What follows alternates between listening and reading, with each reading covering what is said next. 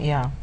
And also I feel that you want the marriage to work. Yes. You know, so you don't jump ahead, you don't jump out of it right away. Correct. You know, you want it to work.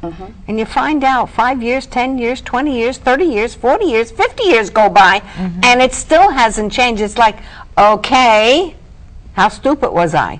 Yeah. And you look back and you think maybe you wasted your Did I time. waste my time? And if I had, I'm speaking hypothetically, Right. and if I jumped out of it, if I dissolved it, I mean, what effect would it have on my children? So which is worse, what we're going through or what we're going to go through? You know? Yeah. Staying in the marriage and whatever garbage is going on, or get out of the marriage and now we're single parents, you know? And Yeah. And go ahead, Harriet, because you... No, go ahead, Marsha. And Well, then I'll what say. I was going to say, sometime when you have a situation and your husband, like you say, is not the husband that you have, you know, and God sent, and we're in it, and you have children,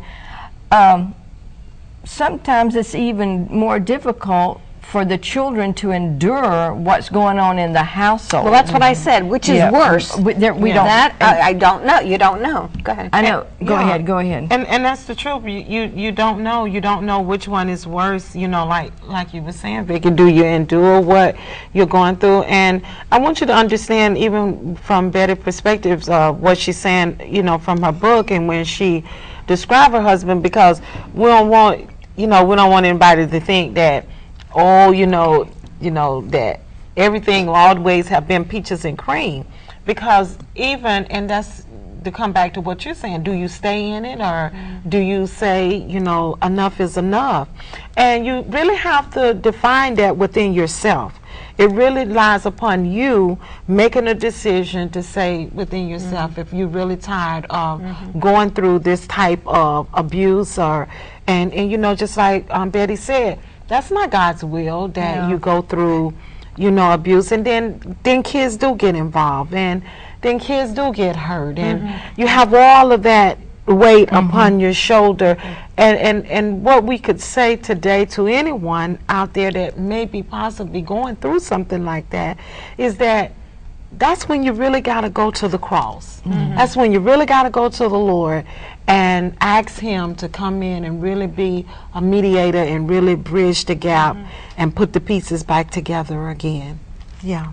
Yeah, and like you said, Betty, you have a husband that's God sent, but I also read that you were in an abusive marriage before this. Correct. And so you can understand from everybody's perspective. You can understand more than some people that haven't. Went from a bad marriage to a good marriage.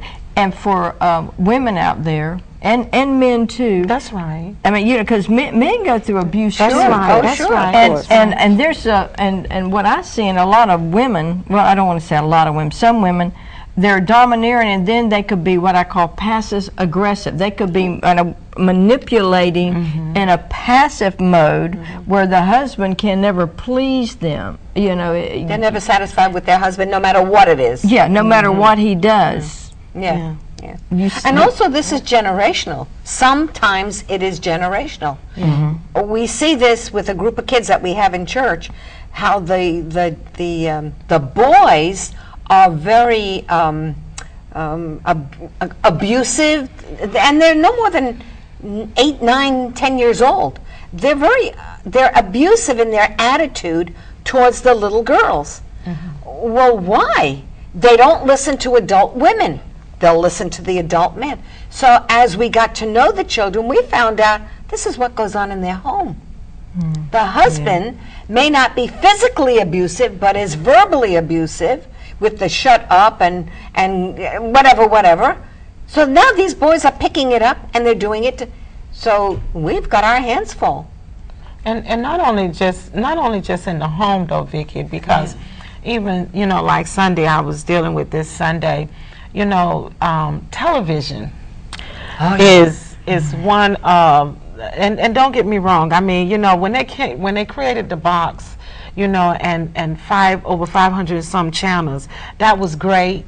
But what you got to understand is that a lot of that stuff, if we're not really screening what's going in their spirits, sometimes they really not learning it from the parents. Sometimes they really learning it from the television. And so you gotta really, you gotta really be careful. And I was saying, like Sunday, you gotta balance. You gotta have a balance in your life. And what I mean by that is, if you're feeding that fleshly man more than you feeding that spirit man, you're gonna pick up on it. Yeah.